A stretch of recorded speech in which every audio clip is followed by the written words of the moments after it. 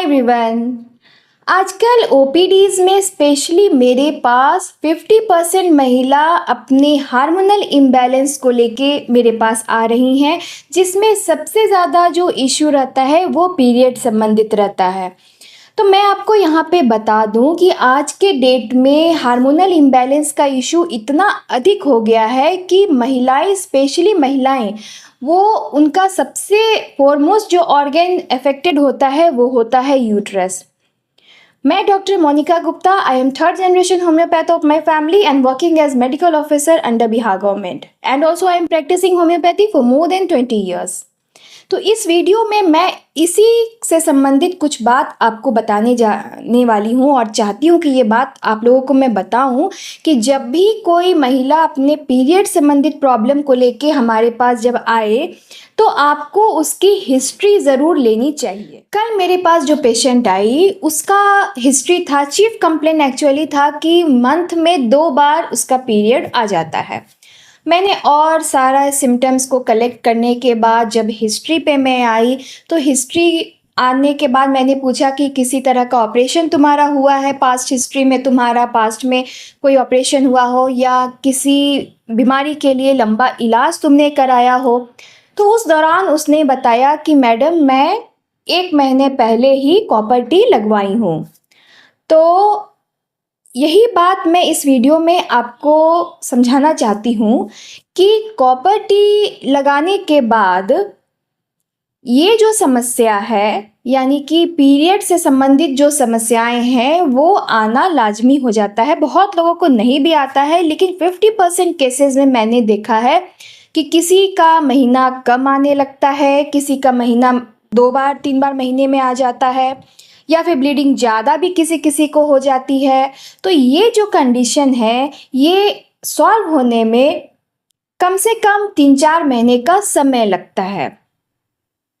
तो ये भी बात सही है कि क्या 3-4 महीने तक हम इसको ऐसे ही छोड़ देंगे, पीरियड आने देंगे, ब्लीडिंग होने देंगे? उससे तो फिर और इशू बढ़ जाएगा, हेल्थ कंप्लेंट्स उसकी और बढ़ सकती है।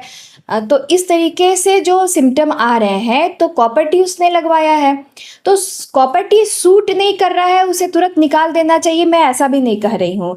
क्योंकि कॉपर टी लगाने के बाद 2-3 महीने तक आपको इस तरह का इशू आ सकता है, लेकिन इसको छोड़ने वाली बात भी नहीं है। अगर प्रॉब्लम ज़्यादा हो रहा है, आपको उससे असुविधा हो रही है, तो आपको मेडिसिन लेनी चाहिए। कभी कभी कॉपर टी से संबंधित पेशेंट ये भी बात बोलती हैं कि कॉपर टी अगर मैंने लगा लिया है तो क्या मुझे इंटरकोर्स करने में, संबंध बनाने में कोई प्रॉब्लम आएगा? तो संबंध बनाने में कोई प्रॉब्लम नहीं आएगा, और संबंध बनाने से पीरियड को उसका कोई तालमेल नहीं है, उसका कोई संबंध एक दूसरे से नहीं होता है। हाँ, संबंध बनाने के समय में अगर आपको पेन हो रहा हो तो ये एक लक्षण है, और इस लक्षण के लिए आपको दवा लेनी चाहिए। तो आपको कॉपर टी लगाने के बाद कोई भी समस्या अगर आ रही है तो वो आप अपने डॉक्टर से बात कीजिए और उसके लिए दवा लीजिए।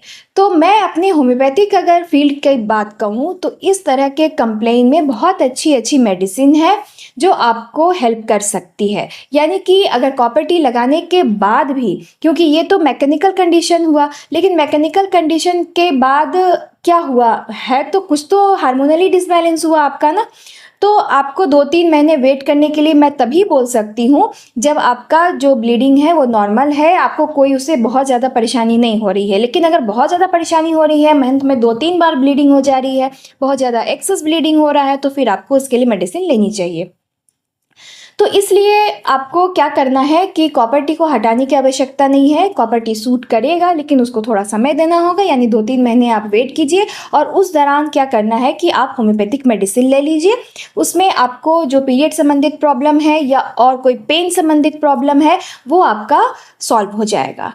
तो ये हुई बात कॉपर टी की। और पीरियड के संबंधित और भी जो प्रॉब्लम्स आती हैं वो उसका भी पास्ट हिस्ट्री से कनेक्शन रहता है। तो एक और वीडियो में बनाऊंगी इसके बाद, जिसमें आपको बताऊंगी कि हिस्ट्री को लेना क्यों इम्पॉर्टेंट है।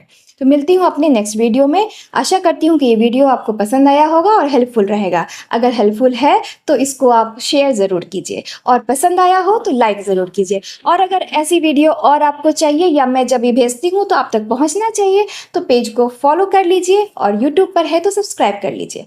Thank you for watching.